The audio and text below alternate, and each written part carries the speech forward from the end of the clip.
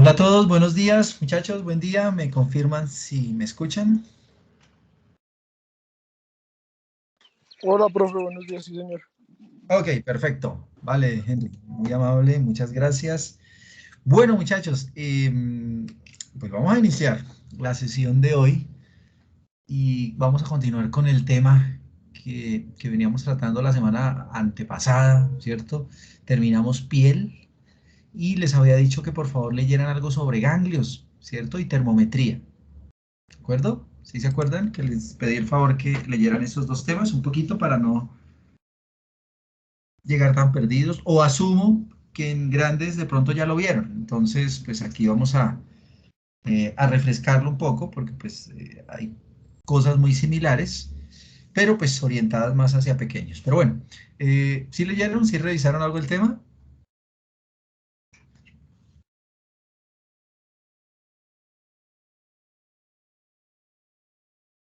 ¿Sí o no?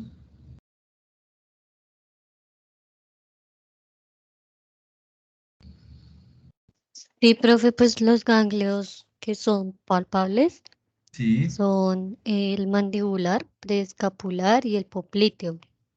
Y los que no son palpables son el parotidio, el retrofaríngeo, axilar e inguinal. Bueno, ok. ¿Y qué más leyeron aparte de eso, de ganglios o algo más o no más?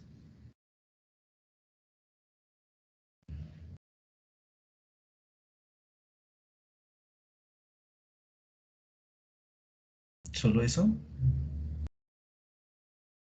Palpables y no palpables. Pues básicamente que lo que hacen las funciones primordiales son Sí. filtrar las sustancias del líquido linfático Ujú. y bueno, y contienen linfocitos que ayudan a combatir pues las infecciones y las enfermedades. Bien, ok, perfecto, ok. ¿Qué más? ¿Alguien más? ¿Alguien que haya leído algo de pronto diferente que quiera aportar frente al tema de ese examen de ganglios, perdón?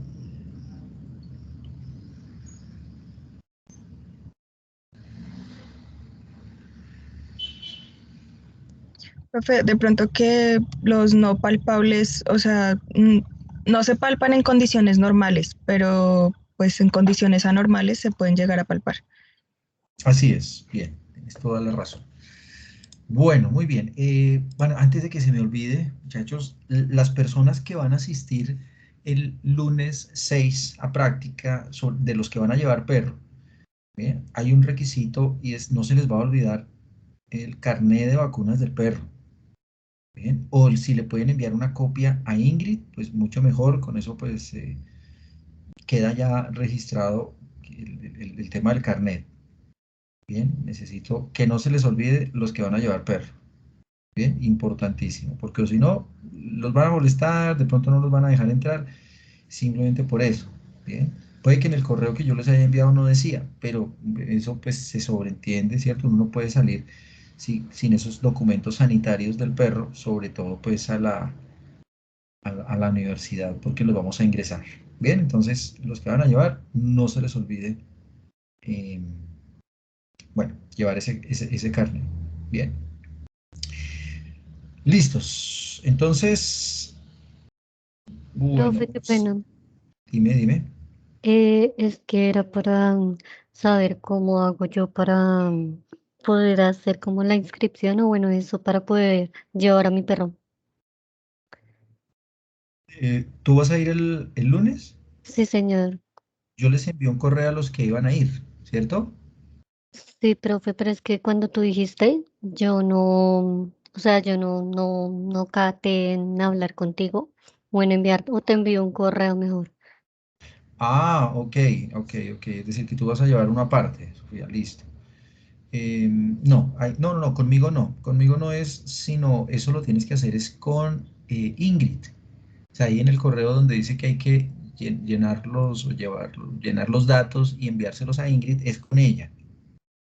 Bien, entonces le puedes enviar el correo diciéndole que, bueno, que tú vas a asistir, ya llenaste los otros documentos Y que adicional, pues que vas a llevar un perro y pues mandas las características del perro, la raza, bueno, y, y le envías el carnet de vacuno, ¿listo? Pero es con ellos, con ellas, ¿listo? O sea, si tú me lo envías a mí, Ah, yo vale, no puedo habilitar la gracias. entrada porque yo no tengo esa injerencia.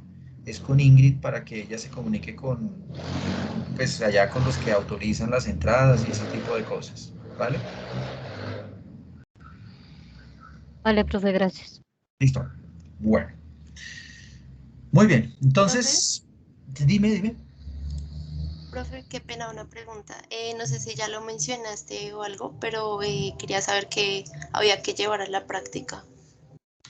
Bueno, no, por ahora creo que ya lo hemos mencionado en algún momento, ¿cierto? Sus equipos, sus elementos de protección individual, bueno, obvio, uniformados, bata, porque vamos a entrar al laboratorio, em, y lo que tengan para hacer examen clínico.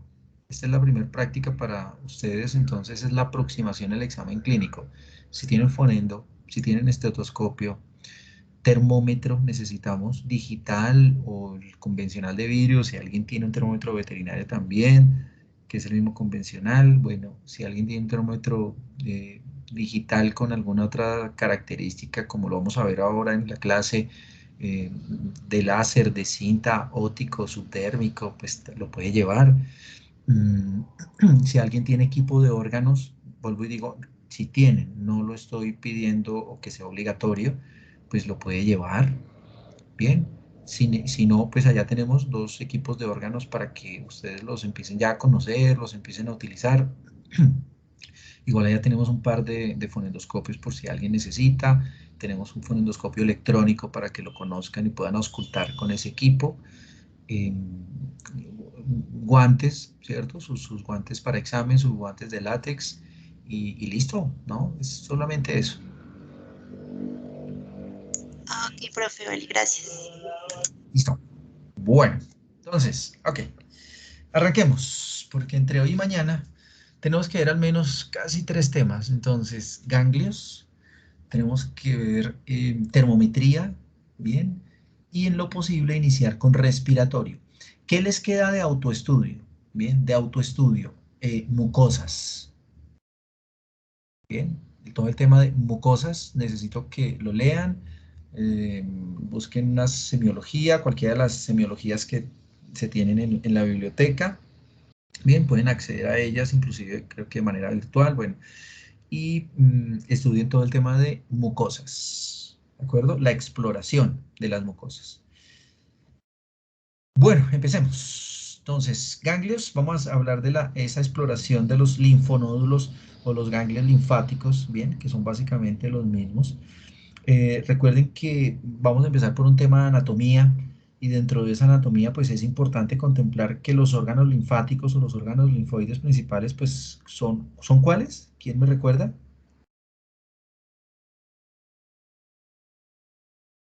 ¿Cuáles son los principales órganos linfáticos o linfoides en el cuerpo? Sería el timo, Sí, muy bien. el Uno. vaso, médula ósea. Bien, ok, listo. Muy bien. Entonces el vaso y el timo que tiende a desaparecer, ¿cierto? Está en los animales jóvenes, pero que después va desapareciendo. De todas maneras, igual hay tejidos, ¿no? Linfáticos, las tonsilas, las placas de Peyer, la médula ósea que tú ya nombraste, los vasos y los conductos linfáticos también harían parte ahí. Y obviamente los ganglios linfáticos, que es a lo que nos vamos a referir acá.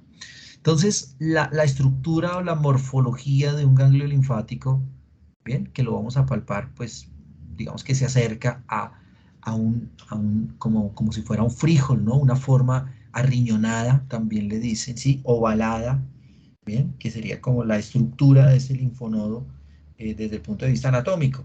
Obviamente ese linfonodo pues tiene una serie de vasos linfáticos, ¿cierto? De entrada y de salida, que es lo que conocemos como vasos linfáticos eferentes y aferentes, ¿bien? Tiene una cápsula, ¿bien?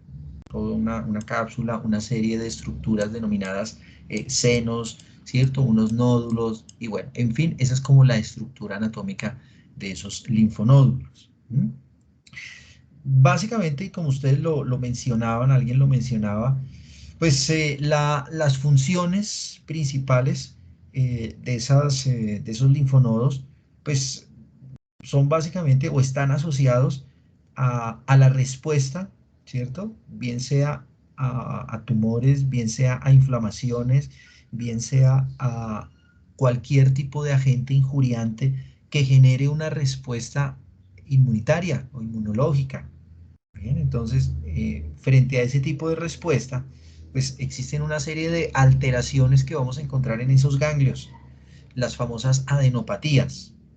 Bien, esas adenopatías, entonces, como les decía, puede ser de origen inflamatorio y en ese caso, las adenopatías, bien, las vamos a denominar adenitis, ¿cierto? Las adenitis, porque son de origen inflamatorio.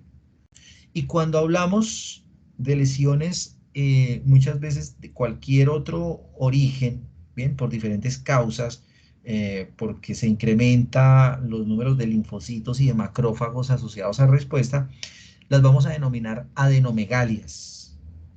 Bien, entonces adenitis cuando aumenta de tamaño o se tumoran, muchas veces está aumentado de tamaño, es una adenitis, y las adenomegalias muchas veces por otras causas.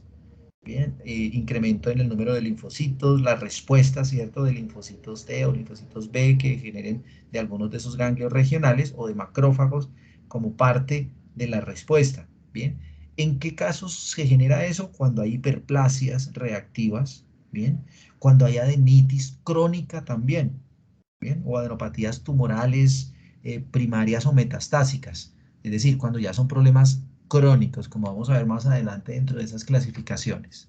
Bien, entonces recuerden los tres términos. Todos son adenopatías, ¿sí? Las adenomegalias, que tienen generalmente como un origen secundario, es algo sistémico, algo que viene sucediendo hace mucho tiempo, y las adenitis, que son agudas, ¿cierto? Adenitis agudas. Todos muy posiblemente en algún momento de nuestra vida hemos tenido adenitis.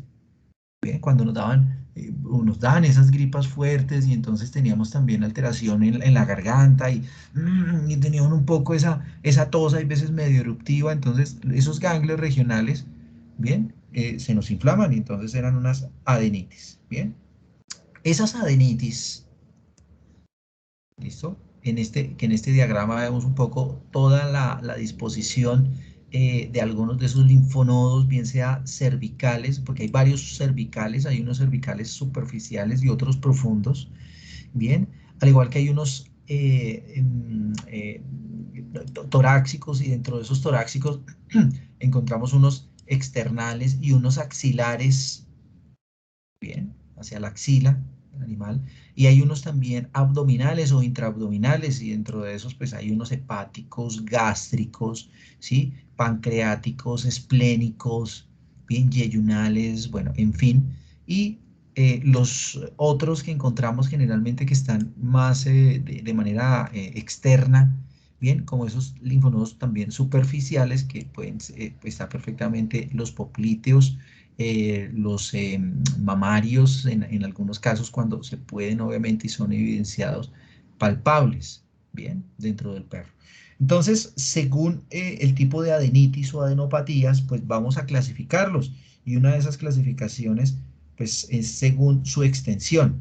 Entonces, dentro de esos encontramos las adenitis generalizadas, bien, y las adenitis localizadas. ¿Cuáles son las generalizadas? Pues fácil, cuando pues obviamente vamos a ver que producto de alguna patología, ¿cierto? Sistémica, pues se activan muchos de esos nódulos y entonces vamos a ver inflamados los mandibulares o los retrofaringeos palpables y entonces preescapulares también y axilares y son varios, ¿cierto? Y está generalizado.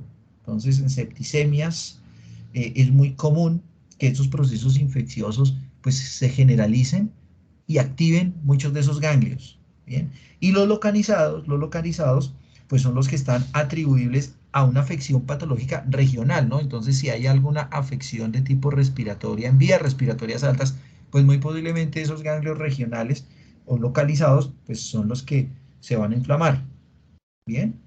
Eso es, según entonces su extensión, encontramos dos, generalizadas y localizadas. Según el curso de la enfermedad, y ya les nombraba algunos, ¿cierto? Entonces encontramos adenitis, ¿bien? Agudas y crónicas. Bien, entonces, ¿cuáles son las agudas? Claro, encontramos durante la evaluación algunos ganglios, ¿cierto? Recuerden que hay que palparlos de manera simétrica, ¿cierto? Ambos al tiempo. Entonces encontramos uno activo, ¿bien? Pero por un periodo breve, y entonces después de 2 o 3 días que hay una respuesta inmune y le ayudamos y lo medicamos, ¿cierto? Lo tratamos, llegamos a un diagnóstico y mandamos los medicamentos, ya disminuye, listo, entonces eso fue una adenitis aguda, ¿bien? Y las adenitis crónicas son manifestaciones que generalmente pueden llegar a ser granulomatosas, ¿bien? Crónicas, ahí la adenitis permanente, ¿cierto? Sin resolución, es decir, sin que se vuelva otra vez a su tamaño normal, ¿bien? Y entonces hay afecciones propias que generan eso, una hiperplasia, un tumor mantenido, ¿cierto? Constante, un síndrome que puede llegar a generar una alteración en todo el sistema linfático. Bien, esas serían las adenitis crónicas.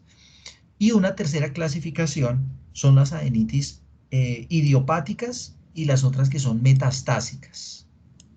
Bien, ¿cuáles son las idiopáticas o también las llaman primarias y las metastásicas que son las secundarias? Entonces las primarias son las que, digamos que muy asociadas a las adenitis agudas, las que están muy relacionadas con una afección específica, ¿cierto? Con una afección específica, es idiopática.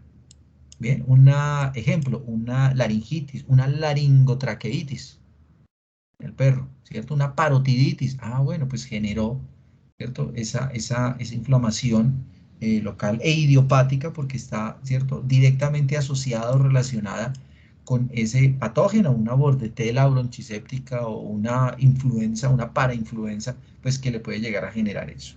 Bien, y las metastásicas se refieren básicamente a que por algún tipo de patología o de daño interno en alguno de sus órganos, ¿cierto? Que abarca uno o varios órganos, ¿cierto? Y que produce unas alteraciones patológicas de diverso orden, ya internas, pues entonces pueden llegar a alterar perfectamente ese ganglio y por ende, pues que esté inflamado, ¿cierto? Que esté con esa adenitis, ¿no?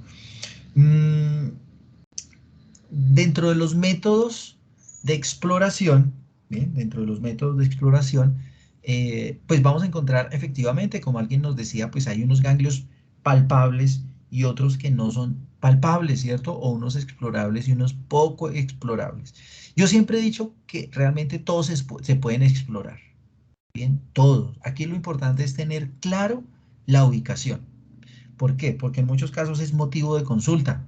Doctor, doctora, mire lo que le salió al perro o al gato, y mire esta bola y lleva varios días y como que se le baja y vuelve, pues se le baja en el sentido de que disminuye de tamaño y vuelve y le aumenta. Bien, y entonces usted va y yo conozco colegas que han dicho, no, ¿será que con un melanoma será un lipoma, será?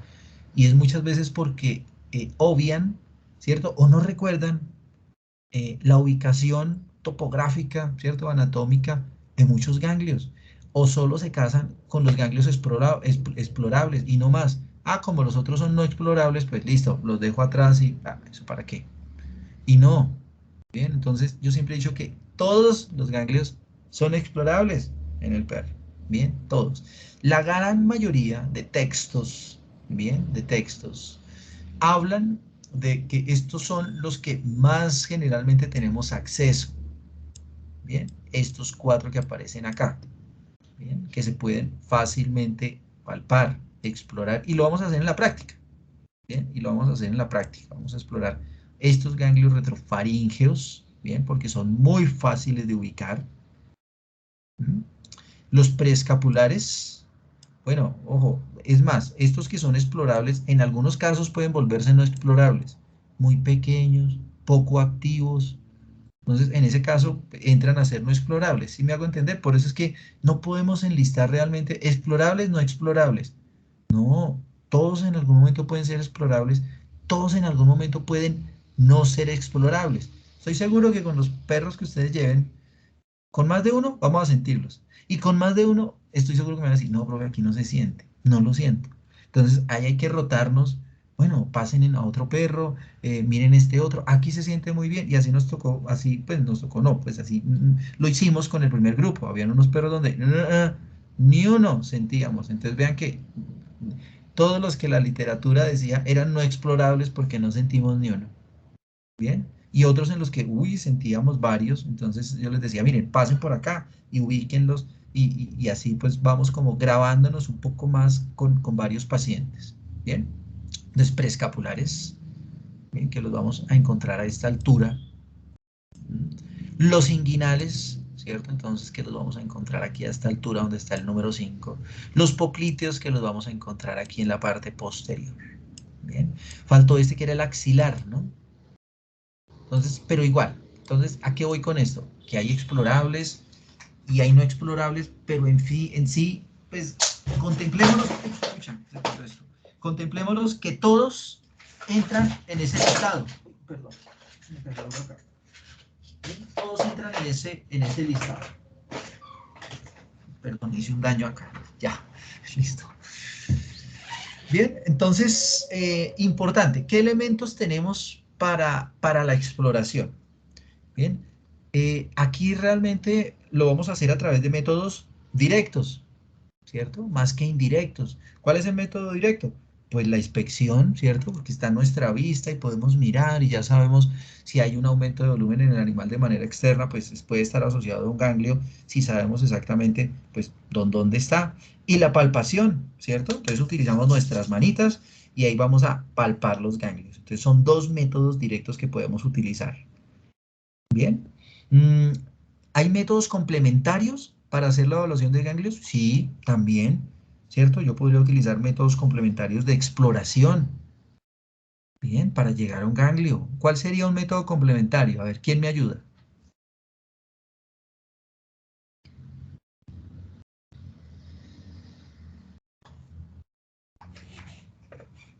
Uno nomás, a ver, un método complementario a la palpación y a la inspección para examinar un ganglio. A ver, ¿qué se les ocurre? Una ecografía. Muy bien, una ecografía, perfecto, bien. Y generalmente es como la que más se utiliza. Yo puedo tomarle una placa, claro, también muchas veces asociado, y uno encuentra las zonas radiopacas, entonces se ve como blanquito y puede ser perfectamente un ganglio, ¿cierto? Si está tumorado, pues en la placa muy posiblemente se vea y se evidencia un poco más esa masa, ¿bien? Pero con una ecografía con ultrasonido, pues va a ser mucho más sencillo, ¿no? Sin embargo, yo puedo hacerle punción, puedo hacer aspirado por aguja fina de un ganglio, puedo hacer biopsia también de un ganglio, ¿cierto? Bueno, entonces, la inspección, ¿no? Como primera herramienta. Entonces, dentro de esa inspección, pues, ¿qué datos vamos a obtener?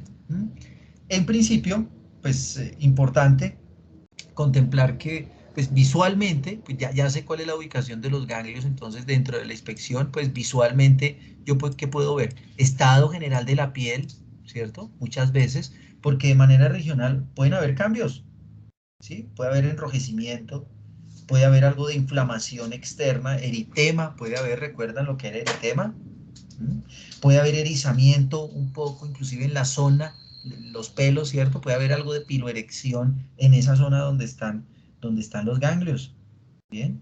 Si hay deformaciones en el contorno anatómico de la piel donde está el ganglio, ¿bien? Por un absceso, por un tumor, por una inflamación del conducto, ¿cierto? Donde llega la linfa, donde drena la linfa de ese ganglio, que recuerden que en ese caso hablamos de linfangitis, que es cuando se inflaman los conductos, ¿bien? Linfadenitis cuando son los ganglios linfáticos, ¿bien? O que haya de pronto una fístula o una úlcera ahí, ¿cierto? Alrededor o cerca de esos ganglios. Entonces, y sin palparlo, ¿no? Eso simplemente fue a la inspección, ¿bien?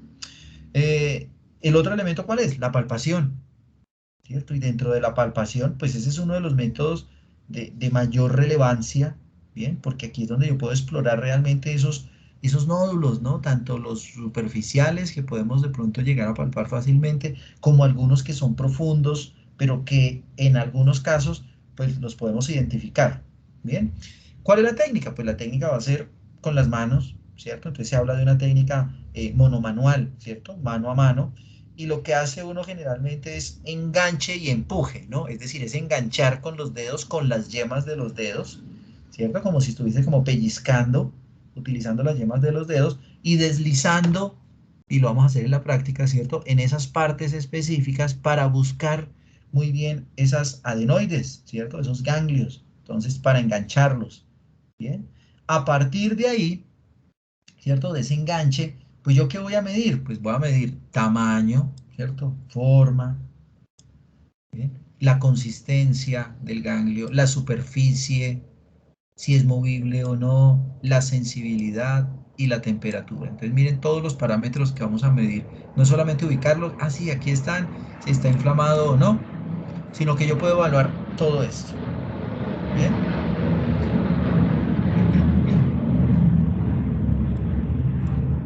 Dentro del tamaño y la forma, ¿qué vamos a contemplar? Pues obviamente dependiendo del tamaño del perro o del gato, bien, pues asimismo de manera, digamos que proporcional, tiene que ser el tamaño de un ganglio, ¿bien? De acuerdo al tamaño, a la forma, pues, y al tamaño del animal, ¿bien? Y va a tener una forma determinada. Vuelvo y digo, generalmente todos los órganos que tengan un par, ¿cierto? Un partner, pues tienden a ser lo más cercanos a la simetría, pero no son 100% simétricos, siempre hay algo de asimetría, ¿bien? Entonces, de ahí la importancia de palpar ambos ganglios, ¿cierto? Y ojalá al tiempo, ¿sí? Con su homónimo, con la pareja del ganglio para saber si hay semejanza o no, si hay asimetría, ¿bien? Y a partir de eso, pues uno, listo, uno mira a ver qué alteración puede haber. Entonces, la forma, ¿bien? Y el tamaño, y comparar esa simetría.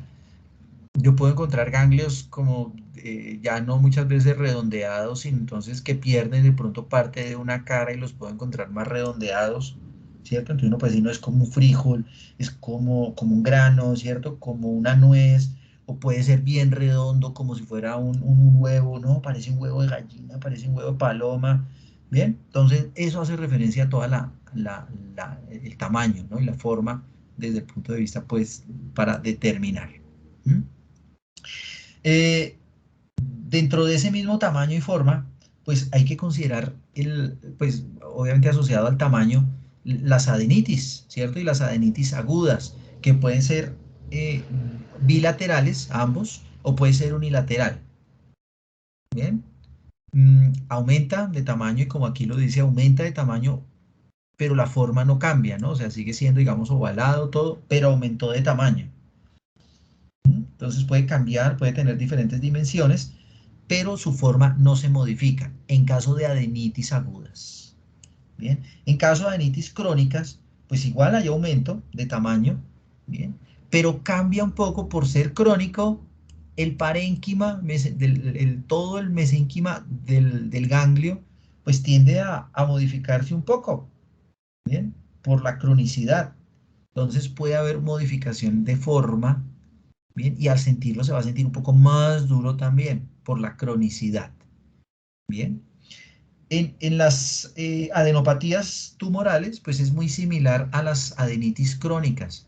Bien, entonces cambia un poco el tamaño, la forma, la misma consistencia. Bien, entonces es un poco más duro, eh, puede tener algunas formas medio variables. Bien, obviamente está asociado a adenopatías de tipo tumoral. Puede estar lobulado, ¿listo? Entonces uno puede encontrar ganglios así como medio lobuladitos cuando son tumores, muchas veces que resultan siendo tumores altamente metastásicos y de mal pronóstico. ¿Bien? Consistencia, entonces ahí lo dice, entonces dentro de la consistencia igual, ¿no? Entonces lo ideal es un ganglio normal, pues es un ganglio que es firme, que tiene un porcentaje de elasticidad, ¿cierto? No es que lo pueda estirar completamente, pero pues que no, que represente, que no haya dolor y que yo lo pueda palpar fácilmente, que se deje comprimir, ¿bien? Y que vuelva pronto a su estado normal, en el caso de que yo lo comprima y le cambie un poco la forma al ganglio si lo toqué con fuerza. A eso hace referencia la turgencia. ¿Recuerdan cuando hablamos de turgencia en piel? Yo les decía, estiren, ¿cierto? Se debe estirar, eso lo vamos a repasar igual. Soltamos, entonces la turgencia es la capacidad que tiene la piel para volver otra vez a su estado normal. Que la turgencia, ¿qué me puede evidenciar? Estado de hidratación, ¿cierto? El pliegue cutáneo. En las adenitis agudas, entonces la consistencia pues tiende a ser semiblanda, ¿bien? Sigue siendo elástico, ¿bien? Y en algunas ocasiones fluctúa, ¿no? Un poco. En las adenitis crónicas pues ya cambia, entonces ya es una consistencia un poco más dura, bien, sigue siendo firme, ¿bien? Pero ya se siente algo de tendinoso, fibroso, porque obviamente ya lleva mucho tiempo, entonces ya se siente una consistencia un poco más fuerte. Al igual que con las adenitis tumorales, ¿bien? Que obviamente dependiendo del tipo de tumor, como les decía, pues puede cambiar, ¿no? Puede cambiar muchísimo, puede ser muy variable, duro, igual, ¿cierto? Pero tiende a ser muy variable por el tipo de tumor, ¿bien? Consistencia. Superficie. Pues esta es una como de las más sencillas, yo siempre he dicho. ¿Bien? ¿Por qué? Porque los ganglios, un ganglio normal generalmente tiene una superficie lisa. ¿Bien? Lisa. O sea, no vamos a encontrar ningún tipo de alteración frente a eso, ¿no? Por ambas caras, ¿no? Dependiendo por donde lo cojamos, siempre vamos a sentir como una condición, pues, lisa. En las adenitis agudas, bien, pues igual va a ser lisa, lo único que cambia es que el tamaño, ¿cierto? Cambia de tamaño.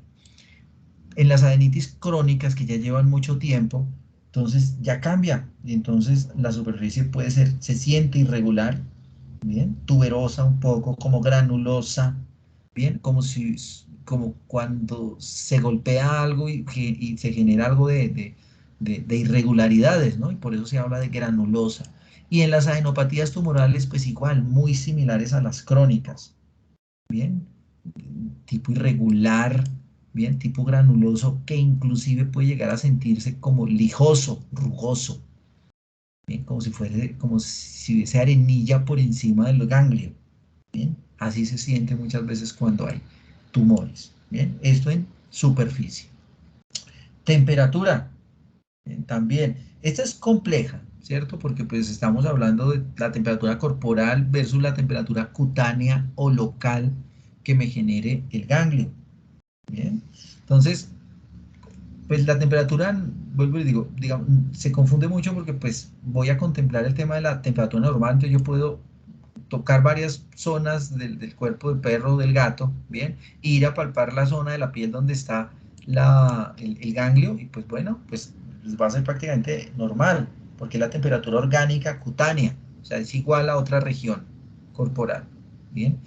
En las adenitis agudas tiende a aumentar un poco la temperatura en local, ¿no? Ahí, en el lugar donde estamos palpando. Bien. Las adenitis crónicas, pues al ser ya crónico, no quiere decir que la temperatura siga y permanezca, sino que generalmente la temperatura tiende a disminuir, ¿bien?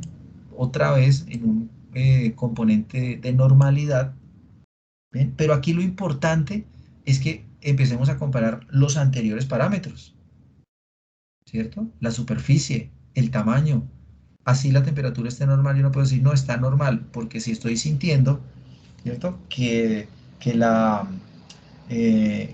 consistencia, que la superficie, que el tamaño es irregular, cambia, está más grande, pues entonces ya podría estar hablando perfectamente a que es una adenitis crónica, ¿bien?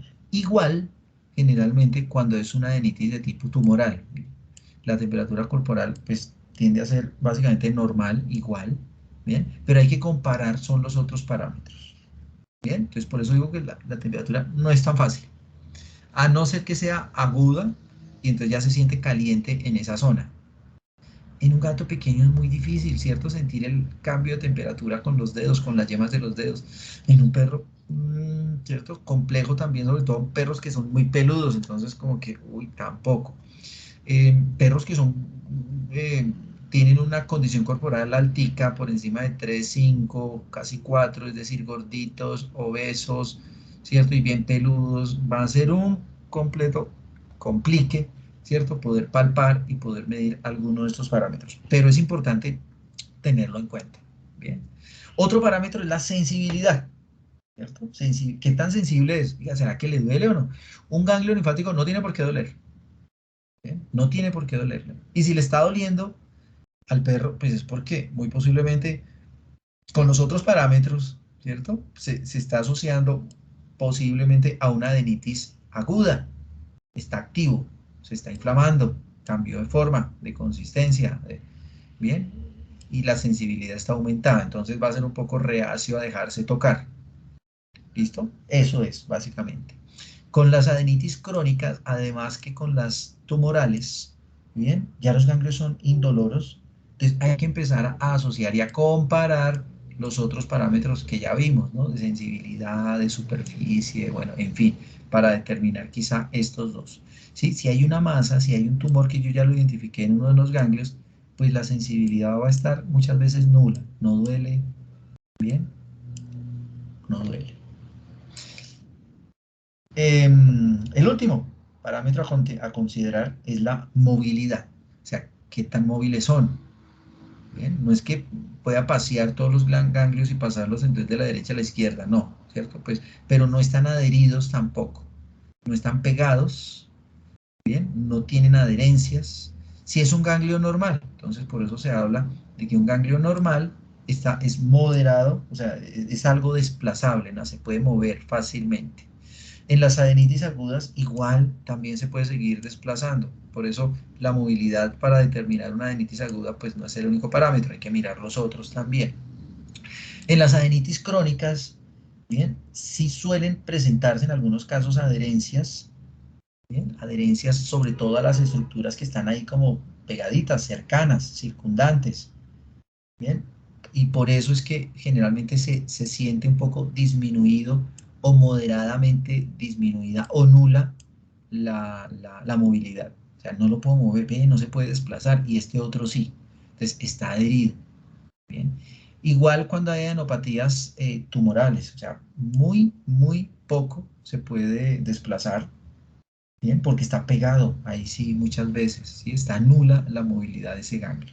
Pero vuelvo y digo, hay que asociar cada uno de estos parámetros, movilidad, sensibilidad, temperatura, consistencia, superficie, tamaño, forma, ¿bien?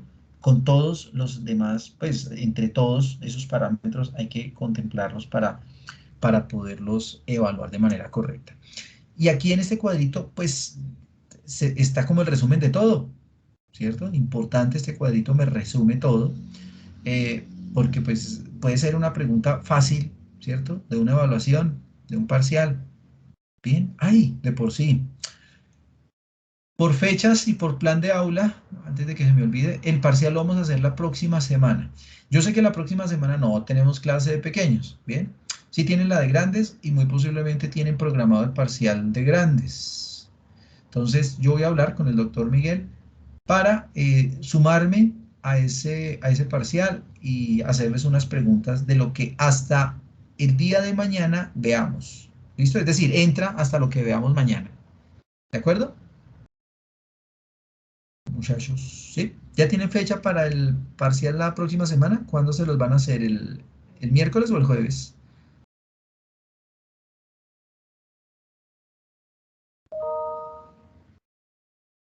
Hello, muchachos, ¿ya les dieron fecha o no? Creo que es el miércoles, profe. Ah, ok, listo. Bueno, el miércoles, listo, perfecto. Entonces, para que ya pues, les anuncio, estén preparados también para que repasen y estudien pues este componente de pequeños de lo que veamos hasta el día de mañana, ¿sí? Que es fácil, finalmente, es fácil. Entonces aquí vemos esas características de los linfonódulos según la adenopatía. Bien, entonces por un lado, ¿dónde está acá?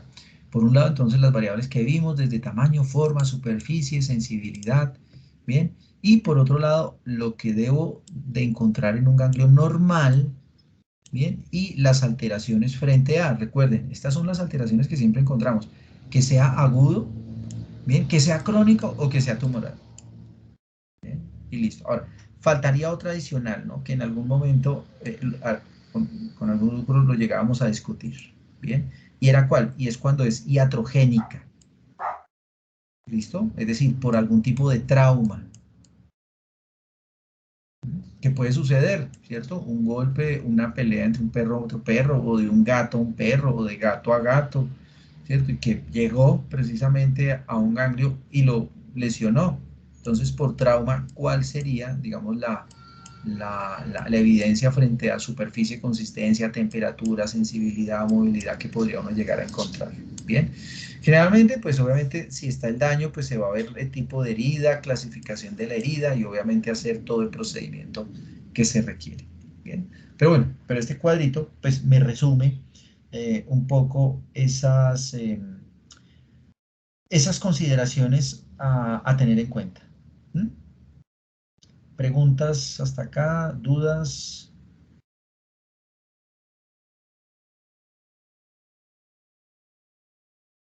En la práctica, pues vamos a hablarlos y vamos a hablar un poco de las técnicas, ¿sí?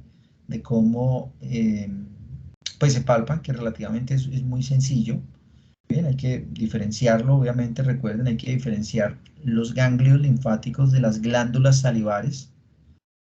Bien, un poco el tamaño que oscilan, pueden oscilar entre 1,5 cm a 2,5 cm, dependiendo de la ubicación, ¿cierto? Los más pequeños generalmente tienden a ser los maxilares, si se pueden palpar, los retrofaringios también, ¿sí? Sí, que pueden ser inclusive menor a 1 cm, los preescapulares tienden a ser un poquito más grandes, los axilares también, obviamente dependiendo también del tamaño del perro. Bien, tanto los inguinales, si son palpables, o los poplíteos también.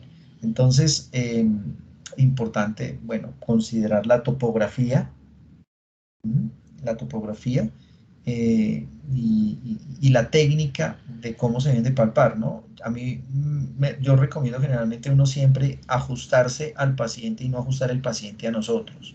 Entonces hay textos que hablan, que dicen, colóquelo en decúbito lateral, acuéstelo, y entonces eh, sí, evitemos las mayores manipulaciones y molestias para los pacientes. Entonces, si no hay necesidad de llegar a acostarlo porque de pronto es un, no sé, un animal solamente nervioso y él se siente más seguro y más confiable estando de pie y está más confortable, pues pálpelo de esa forma. Bien, palpémoslo de esa forma.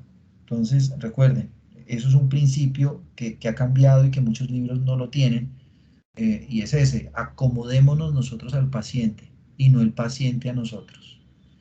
¿Bien? Obviamente habrán condiciones en la... No es que se bajó el gato de la mesa y se metió debajo por allá de un mueble. Sí, acomodémonos al paciente, entonces me voy a meter debajo del mueble. No, no, no.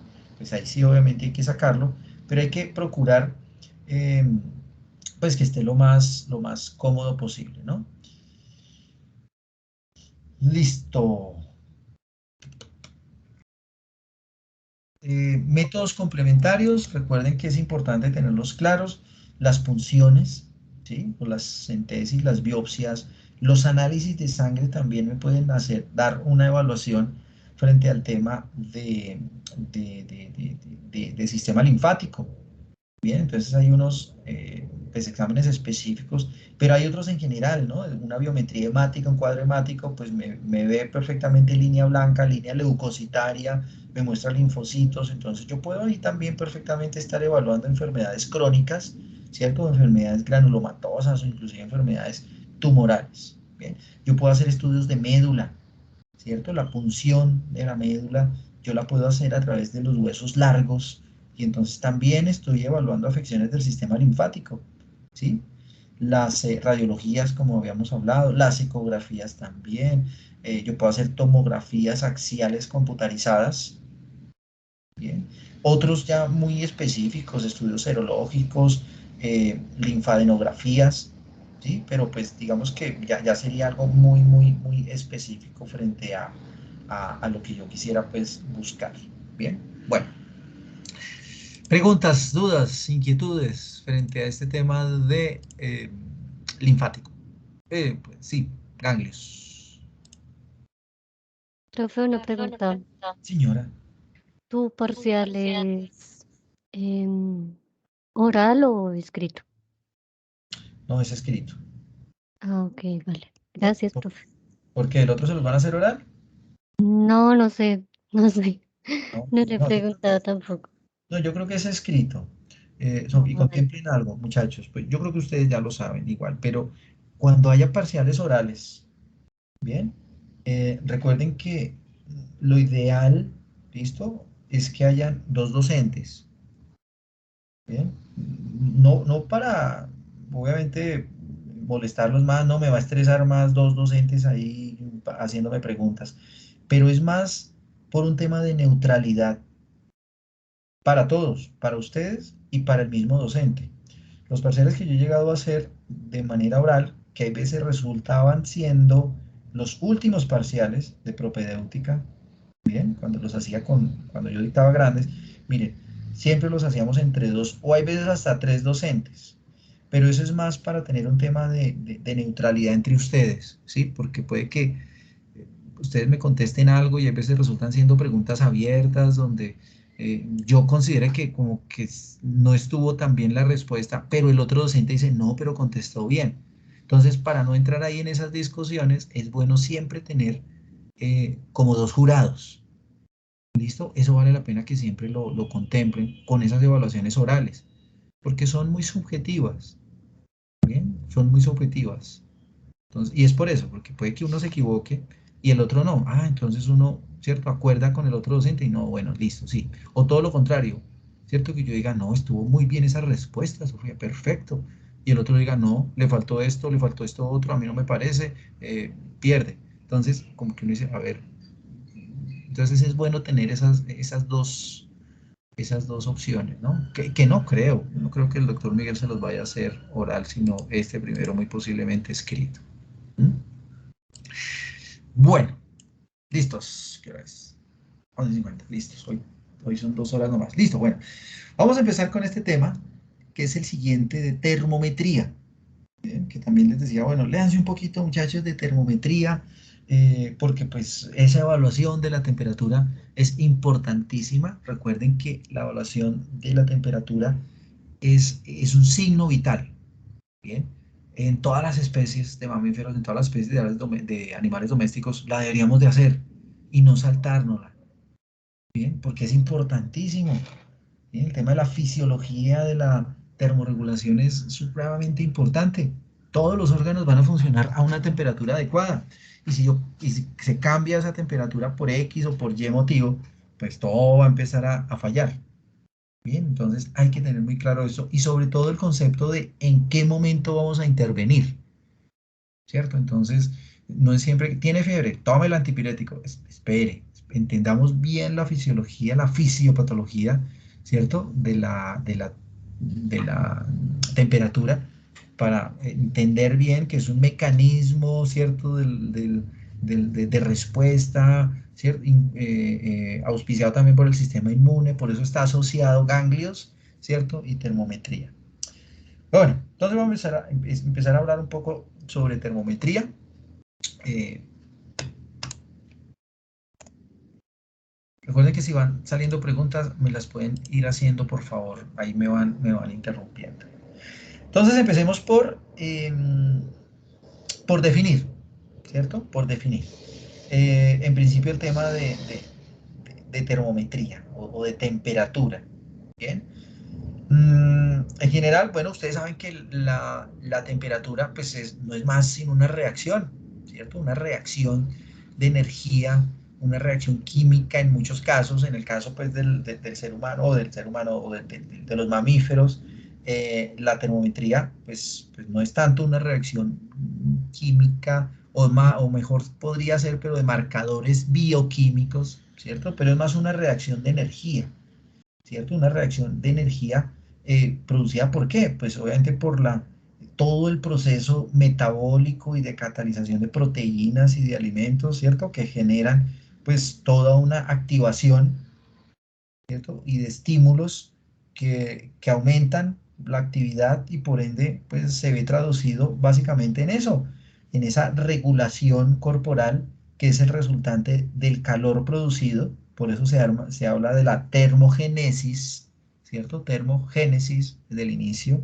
O se habla también del calor perdido, de la famosa termólisis, ¿cierto? Entonces, por eso hay animales homeotermos, Bien, y hay animales heterotermos, ¿bien? Como aquí se ve. Obviamente, pues no nos vamos a referir para nada a los animales heterotermos, ¿sí? Porque pues eso es un tema de silvestres que por allá con el doctor Leonardo Arias pues lo hablarán muy bien, que él es el experto. Pero vamos a hablar de animales homeotermos y del tema y todo ese componente, la termorregulación, pues asociado al examen clínico. Bien, entonces, ¿qué hay que contemplar? Esa fisiología. Bien, recuerden, la constancia de la temperatura corporal resulta de qué? Pues del equilibrio dinámico, como le decía, entre grupos de factores que se hallan bajo la influencia de qué? Del sistema nervioso y de las glándulas endocrinas. Entonces, por eso se habla de, les decía, de la generación de la temperatura, que es la termogénesis, ¿bien? Que se fundamenta en qué? En la oxidación celular o combustión metabólica. ¿Bien? Entonces, a partir de ahí es que pues, se genera temperatura, ¿cierto? El cuerpo se mantiene caliente. Sin embargo, también hay medios externos, ¿cierto? Por donde un animal se puede calentar. Bien, hay medios físicos, que es la irradiación, la sudoración, ¿bien? La conducción, es decir, que si se acerca a algo caliente, pues entonces esos elementos producen transferencia de calor por conducción. La convección, es decir, que si lo metí en agüita caliente, pues tiende a calentarse. Bien, si le puse una cobija térmica, pues tiende a calentarse, ¿cierto? Como medio físico. Pero también hay una termorregulación, eso aquí está, ¿no? Hay una,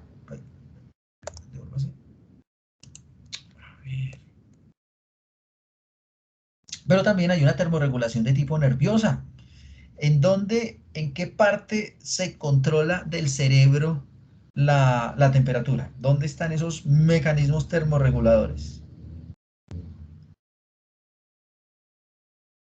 ¿En qué parte del cerebro? Fisiología básica. ¿Hipotálamo? En el hipotálamo, muy bien, ¿cierto? En el hipotálamo. Bueno, más adelante vamos a hablar un poquito de esa fisiología, pues, desde el hipotálamo. Entonces, eso, pues, a nivel general, ¿cierto? En principio. Vamos a tomar la temperatura no de manera directa, ¿cierto? Con las manos, pues, desafortunadamente no lo podemos hacer. Podemos tener una percepción, ¿cierto? De esa valoración de la temperatura corporal, una percepción. ¿Bien? Pero el concepto clínico de la termometría, de la toma de la temperatura, lo vamos a hacer a través de un elemento, ¿cierto? Que es el termómetro, que son los termómetros. Entonces, la gran mayoría de termómetros, bueno, si hablamos de termómetros convencionales, si hablamos del termómetro veterinario, si hablamos del termómetro de cristal o de vidrio, ¿bien? Viene con una escala, ¿cierto? Que va desde 35 a 43 grados centígrados. Ojo, porque en la clase, en la práctica, en la primera práctica, un grupo llevó, recuerdo porque llevaron un termómetro digital veterinario, ¿cierto? Me dijo, no, bro, yo lo compré así, veterinario, sí, pero estaba en Fahrenheit y no tenía la escala en centígrados, ¿bien? La tenía en Fahrenheit. Entonces, ¿a qué nos obliga? Pues nos obliga a que hay que hacer la conversión.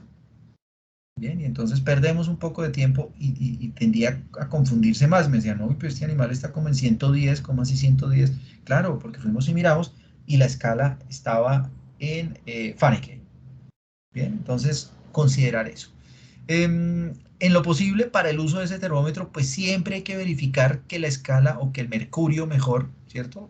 Que es el agente más exacto y más preciso para medir temperatura, esté en ceros. ¿Listo? Es decir, que hay que bajar, disminuir, sacudir, allá los que lleven termómetro ese convencional, pues vamos a hacer el ejercicio. Recuerden que esos termómetros vienen en forma piramidal, ¿cierto? Viene así, en una formita piramidal. Eso tiene su razón de ser. Entonces, ¿por qué? Porque en una de esas superficies, pues hay un color que puede ser o amarillo o puede ser blanco, que es el que vamos a contrarrestar, ¿cierto? Con el color del mercurio, que es plateado, en el que me va a mostrar una franja, y esa franja que está, digamos, por encima de esa franja amarillita o blanca, o sea, la puedo ver perfectamente, pues me va a dar una escala dentro, o un número exacto dentro de esta escala. Bien, y bueno, y ahí es donde podemos medir la temperatura. Importante que esos termómetros, ahí sí, todos, el convencional o el digital, estén lubricados. Bien, un poquito de aceite mineral, un poquito de gel que utilizamos para la ecografía, bueno, en fin, que lo lubriquemos un poco para que la entrada de ese termómetro pues sea un poco más amigable para el perro, ¿cierto? Además porque vamos a tomar temperatura rectal, ¿bien? Pero no quiere decir que sea el único punto. Yo puedo tomar temperatura vulvar, yo puedo tomar temperatura axilar, yo puedo tomar temperatura bucal, ¿cierto? Sublingual o en medio de los carrillos. Entonces, pero no es tan exacta, ¿bien? Como la temperatura rectal. Y lo otro, la temperatura rectal tiene que ser en la mucosa rectal. Bien, entonces pues vamos a hacer bien el ejercicio y les voy a explicar acá por qué es que vamos a hacerlo de esta forma, la técnica, el procedimiento y por qué muchas veces no de otra. Bien, importante considerar eso, ¿cierto?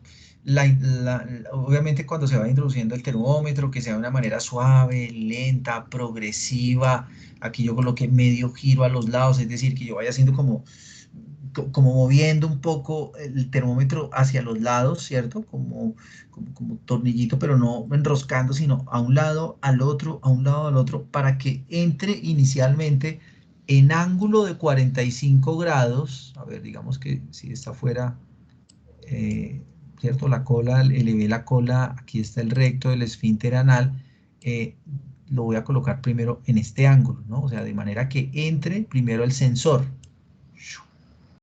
¿Sí? Lubricado, bien, ángulo de 45 grados, perfecto. Y ya una vez entra, bien, o sea, sobre el esfínter anal, bien, ahí sí lo coloco de manera horizontal y ahí sí ya ingreso el resto del termómetro, pues por lo menos donde está la parte inicial o la parte del sensor, que son por lo menos dos terceras partes, ¿listo?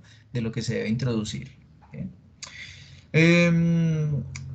Evitar colocarlo sobre el bolo fecal, importantísimo, por eso es que no es que se recomiende, no, le levanté la cola y entonces fui y lo coloqué de manera inmediata, de manera horizontal, porque hay veces cuando se mete de una vez así, estamos introduciéndolo sobre el bolo fecal, ¿bien? Y esa no es la temperatura corporal, esa es la temperatura del bolo. Entonces vamos a hacer eso igual en la práctica. ¿Qué desventajas tiene? Y miren, el tiempo, de 3 a 5 minutos. En promedio estamos hablando de 4 minutos y medio, bien, que tenemos que dejar ese termómetro allá. Estamos hablando del convencional, ¿no? Del termómetro de vidrio, Ese es el tiempo que el fabricante, que la casa recomienda médicamente, ¿cierto? ¿Para qué? Para que obviamente el mercurio suba y me marque exactamente la franja lo más precisa posible. Bien. Entonces, a raíz de eso, pues esos termómetros, digamos que de mercurio, que pues son, vuelvo y digo, que son generalmente los más exactos, pues digamos que se han dejado de utilizar. Hay países donde esto ya no se utiliza, ni siquiera se consiguen en el mercado. Bien.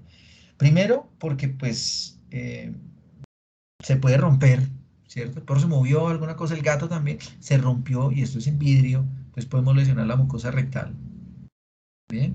Y dos, que hay muchas personas que todavía se les dificulta hacer la lectura.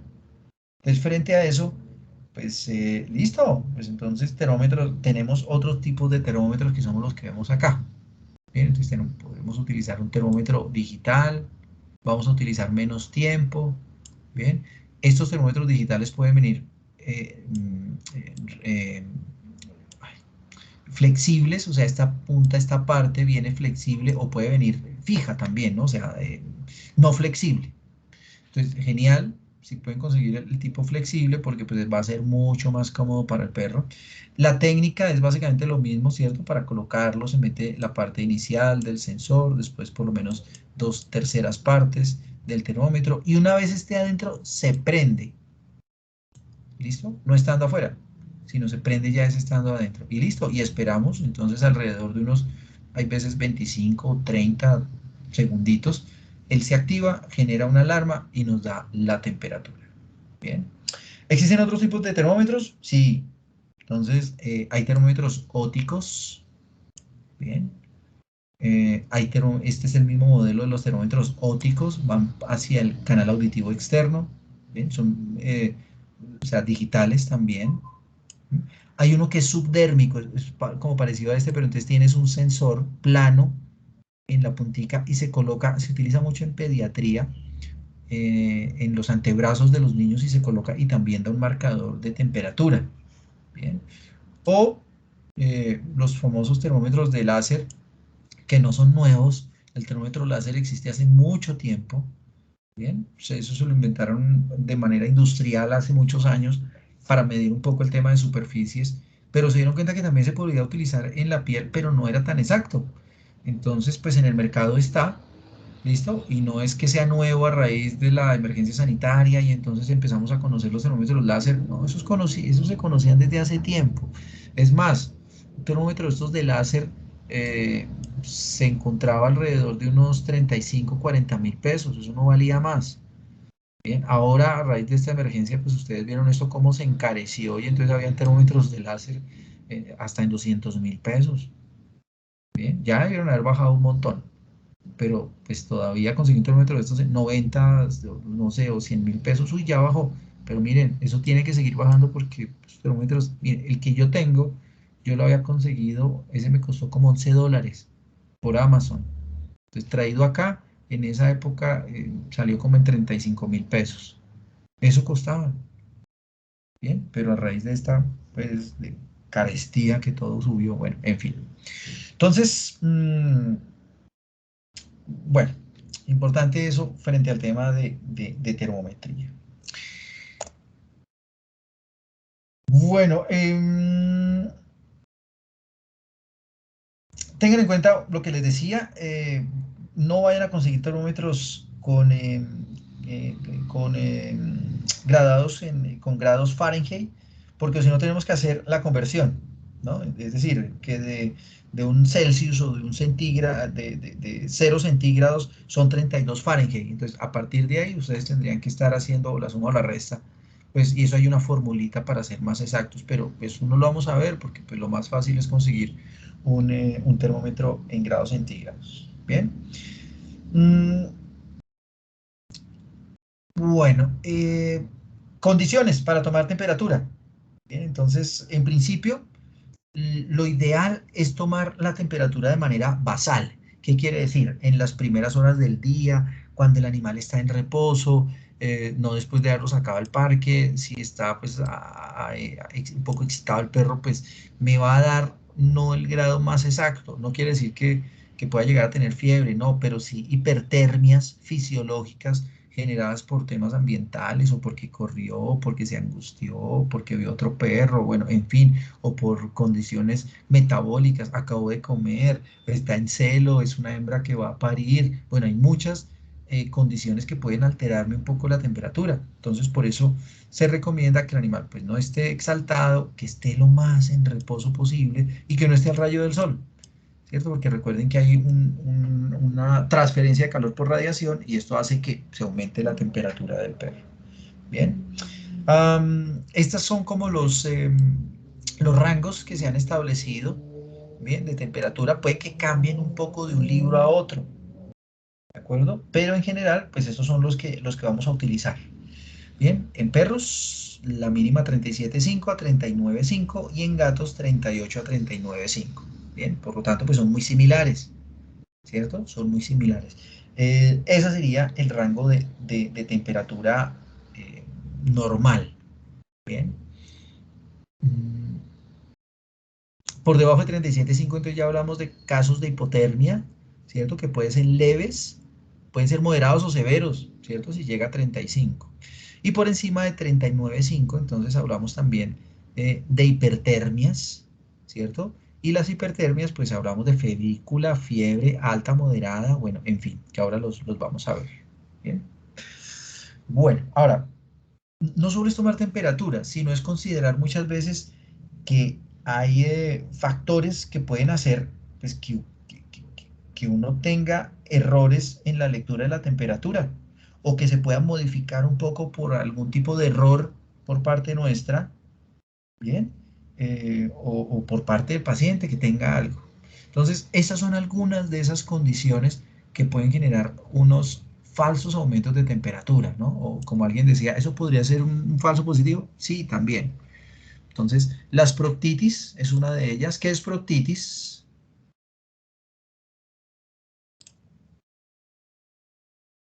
¿Quién me dice que es proctitis?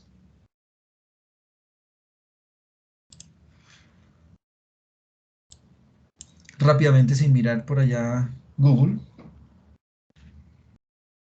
¿Qué es itis? Inflamación, ¿cierto? ¿Y qué es procto? Procto. Es el Recto. prefijo recto. Muy bien. Entonces la inflamación del recto. Entonces las proctitis, pues obviamente toda inflamación, recuerden, ¿cierto? Por fisiología. Rubor, calor, ardor, bueno, en fin, ¿cierto? Esas características de la inflamación. Entonces pues, me puede producir perfectamente un aumento, ¿bien? En la temperatura, pero es falso porque no es corporal. Es debido a esa inflamación del recto. Bien. Contracciones abdominales intensas, los tenesmos abdominales, ¿no? ¿Saben qué es tenesmo? ¿Recuerdan? ¿O lo han oído por ahí? Tenesmo. Dificultad. Listo, bueno, entonces ese tenesmo que es muy característico en muchos perros o gatos, ¿cierto? Que se van a hincar para hacer, para defecar y como que, y nada, y quedan ahí, y quedan ahí, y quedan ahí como haciendo fuerza, ¿listo? A eso hace referencia estas contracciones abdominales intensas. Entonces, ¿eso qué aumenta? Vascularización, ¿cierto? A nivel de recto. Entonces, muchos de esos vasos, pues, se vasodilatan. Eso aumenta un poco la temperatura y, pues, perfectamente puede ser un falso positivo, ¿no? Una falsa de pronto fiebre o hipertermia y simplemente debido a esto. Decúbitos prolongados, ¿bien? También me puede llegar a generar eso. Entonces, pues, en algunos casos hay transferencia de calor o liberación de calor. Entonces, se acostó y, pues, si es una superficie muy fría, pues libera un poco de temperatura, ¿cierto? Y, pues, me puede dar un falso aumento o disminución, o generalmente lo que generan son más falsos. Un perro se acuesta y por eso muchas veces se cambia de lugares eventualmente porque calienta mucho esa zona. Bien.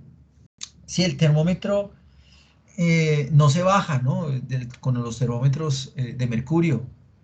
¿Bien? No, es que lo utilicé qué día, lo bajé y lo guardé.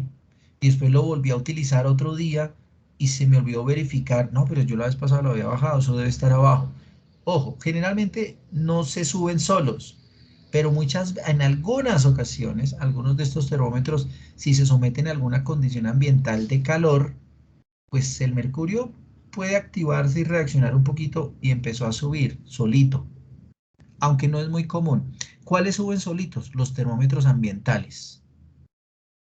Bien, para cuando vean medicina y producción aviar, les van a hablar mucho de termometría ambiental. Entonces, la termometría, cuando deben llegar los pollitos de un día, tienen que estar a tanto. Entonces, se manejan mucho los termómetros ambientales para muchas granjas, para medir el tema de temperatura, de confort o de estrés, ¿cierto? En animales grandes también, ¿cierto? O bueno, en general se puede hacer para el famoso estrés por calor. Bien, entonces eso es importante tenerlo en cuenta. Si tuviéramos un termómetro ambiental en los carros, pues sería buenísimo para que nos demos cuenta, ¿cierto? Muchos vehículos lo traen y son termómetros ambientales internos del habitáculo del vehículo. Y entonces ahí es donde uno se da cuenta que por qué el perro está jadeando tanto y por qué la sensación térmica del perro en un carro llega a ser hasta 10 veces mayor a la temperatura externa. Pues que está haciendo frío, estamos como a 12 grados, sí, pero el carro puede estar a 25. Y el pobre perro con 38 grados, que es normal, imagínense Entonces se calienta mucho más. ¿Listo? Se calienta mucho más. Entonces hay que tener cuidado con eso. Bueno, importante que no hayan lesiones en el esfínter anal, ¿no? Porque si hay alguna lesión, eh, ¿cierto? Asociada de pronto muchas veces a esa proctitis, pues me puede dar esos falsos. Cuando me dan falsos o temperaturas disminuidas también falsas.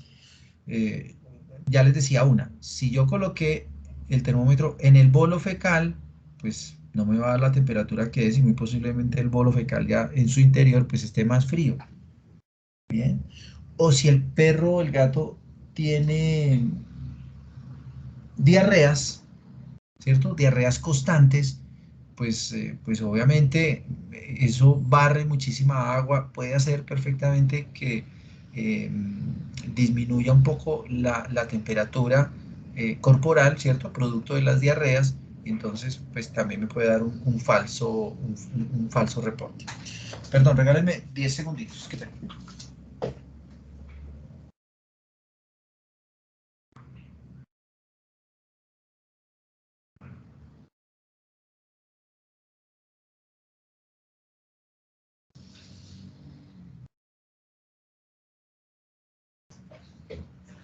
Listo, 9 y 10, ya.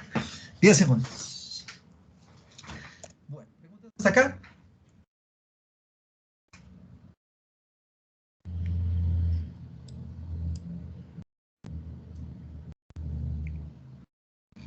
¿No? ¿Ninguna? Bueno, listo. Ok. Ah, bueno, miren, las flatulencias, los enemas fríos que se hayan colocado, todo eso puede hacer también que me disminuya y me den falsas temperaturas. Bueno, puntos donde vamos a tomar la temperatura. Bueno, ya les había hablado de unos, ¿cierto?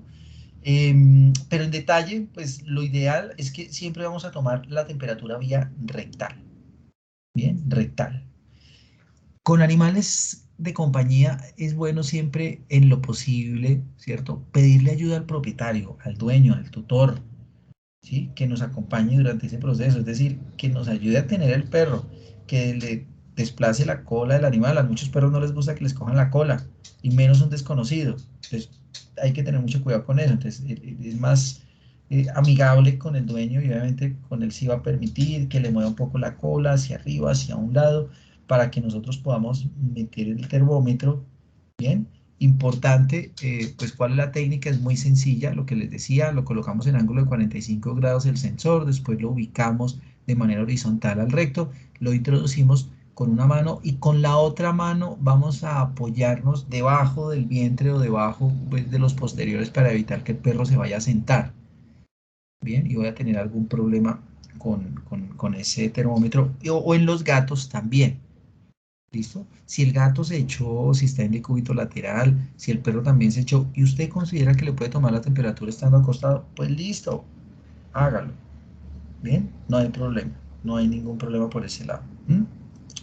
Eso es en cuanto a temperatura rectal. La otra opción, ¿cierto? Que les daba es la temperatura vaginal, ¿bien? O vulvar también.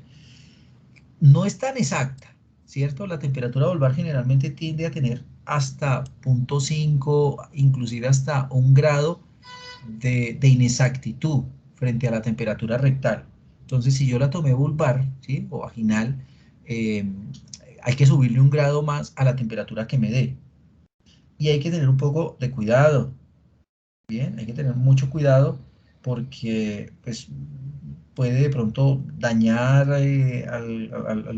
puede deteriorar de pronto alguna estructura interna, ¿cierto? El esfínter urinario de pronto, ¿cierto? Se le vaya a usted por otro lado, se movió el perro y usted la, la puede de pronto perforar con el termómetro, es decir, molestia, dolor, entonces pues por eso no es que se utilice mucho la vía vaginal.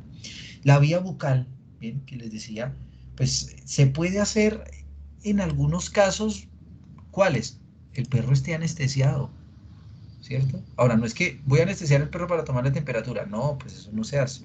Pero, ejemplo, ¿cierto? En una cirugía, y entonces consideré tomarle temperatura y, pues estoy más cerca a la boca porque estoy actuando ese día como anestesiólogo, pues entonces le tomo temperatura de manera bucal. Es más, muchos sensores en equipos de multiparámetros, que son los que ustedes ven ahí, que miden muchas cosas, pues pueden medir también temperatura al tiempo, ¿bien? Y los sensores van hacia la lengua, hacia la boca, hacia el carrillo, hacia las mejillas, ¿bien? Entonces hay que considerar que el animal tenga la boca bien cerrada, ¿bien?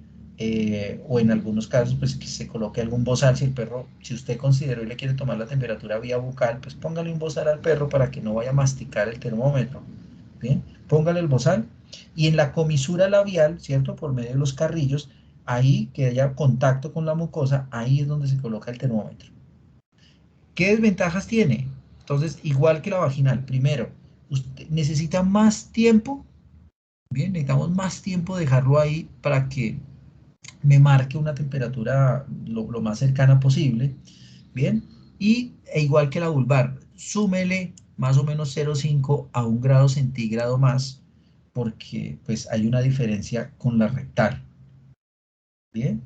¿Qué hay que tener en cuenta? Miren, si el animal de pronto llega a tener en la boca algún tipo de patología, una enfermedad periodontal, una estomatitis, pues muy posiblemente me dé un, un aumento falso de temperatura. Bien. El cuarto punto donde lo podemos tomar es axilar, ¿cierto? Si lo homologamos a nosotros, es como igual que nosotros, ¿bien? Pero aquí la diferencia ¿cuál es? Que, ¿por qué nosotros no la tomamos axilar? Bien, porque primero es un lugar supremamente hermético, es decir, ¿cierto? A uno levante el brazo, a uno le meten ahí el termómetro y baje el brazo, listo. Y es más, sueltan y ahí no se va a caer el termómetro, ¿sí o no? No se cae. Es un lugar que queda sellado hermético, ¿bien? Y hay humedad en esa zona porque tenemos glándulas sudoríparas que facilitan, intervienen mucho en la termorregulación. En el perro axilar, pues primero, ¿cierto? No le podemos decir, baje el brazo y si lo suelto, pues muy posiblemente se me caiga, entonces no es un lugar hermético. Y tampoco es que sea rico en glándulas sudoríparas en esa zona. Bien, entonces por eso no es que se utilice mucho. Sin embargo, si usted lo quiere tomar ahí, pues hagámoslo. Es más, lo podemos hacer en la práctica, pero hay que dejarlo harto tiempo. Entonces, dicen que por lo general, por encima de unos 6, 7, 8 minutos, dejar el termómetro ahí, ¿bien? Y si lo comparamos con la rectal, sucede lo mismo que con los otros dos, ¿cierto? Que con la bucal y con la vaginal. Hay que aumentarle 1 grado centígrado, ¿cierto? Hasta 1 grado centígrado, porque, pues, no es tan exacta como la rectal. ¿Bien? ¿De acuerdo? ¿Claros hasta acá? Sí, señor. Ok, bueno. Listo. Entonces, retomando un poco como ese componente fisiológico que es importantísimo que todos lo tengamos claro, eh, pues ya les decía, Profe, ¿sí? una pregunta. Señora. En la anterior diapositiva decía enemas fríos. ¿Eso Ujú. qué es? Ah, ok, los enemas hacen parte de la terapéutica que en algunos casos se colocan o se aplican. Ejemplo, cuando hay a veces proctitis, cuando hay sangrado vía rectal que no está asociado a problemas entéricos, sino muchas veces a daños locales, ¿bien? Como lo similar que le da a las personas que son las famosas hemorroides, esos son vasos hemorroidales, ¿bien? Y que estén asociados a alguna lesión, alguna proctitis en el perro, ¿bien? O en los gatos, que puede dar también. Entonces, se utiliza dentro de la terapéutica esto que se llaman enemas fríos. Es decir, es simplemente una sustancia, ¿bien? Que va con un aplicador especial, se coloca dentro del recto, se libera, esto es como una bolsita, ¿sí? Va el producto, va una manguerita y va un aplicador especial. ¿Listo? Y esto tiene aquí una válvula de escape, pues para permitir que esto se vaya. Entonces, esto se mete dentro del recto del animal, bien, esto va supremamente lubricado y se abre aquí esta válvula y este líquido que está aquí, el enema, Bien, entonces fluye y entra. Generalmente son sustancias, dependiendo, bueno, hay enemas que se consideran fríos porque lo que generan es eso, la sensación de frío para hacer vasoconstricción. Es decir, como hay un tema de inflamación, de vasodilatación, los enemas fríos cierran completamente, ¿bien? Porque esa es su acción. Entonces, esos enemas fríos, ¿qué me pueden dar? Metí después el termómetro, vamos a mirar a ver cómo está la temperatura, y me da una falsa temperatura, ¿bien? Porque me da una falsa disminución de la temperatura. Uy, está muy bajita la temperatura. No, es por el enema que dejó esa zona local muy fría, pero no es la temperatura corporal. ¿Sí? ¿Te quedó un poquito más claro? Gracias, profe. Listo. Bueno. Entonces, listo. Entonces ya sabemos que el centro termorregulador está básicamente en el sistema nervioso central, ¿cierto? Y está a la altura del hipotálamo, ¿bien? Que es la termorregulación nerviosa que hablábamos, ¿no? Entonces en la región hipotalámica se ubican esos centros que coordinan e integran los mecanismos termorreguladores. Entonces hablamos que hay dos centros, ¿bien? Hay unos centros anteriores y unos centros posteriores. ¿Listo? Centros anteriores y centros posteriores. ¿Cuáles son esos centros anteriores? Los centros anteriores son los que están relacionados con la pérdida de calor. Entonces, por eso hablamos de termólisis. Lisis es rompimiento, ¿cierto? Se rompe, o sea, no es disminución, ¿no? Sino es que se rompen esas cadenas de temperatura para que la temperatura empiece a bajar. Bien, entonces actúan en defensa contra el aumento de calor corporal, así de sencillo. Entonces se produce lisis, ¿sí? Ruptura. Mientras que los posteriores, ¿bien? Básicamente están relacionados con la conservación del calor, ¿cierto? Con la producción del calor. Por eso hablamos de termogénesis, ¿cierto? Génesis, el inicio, ¿cierto?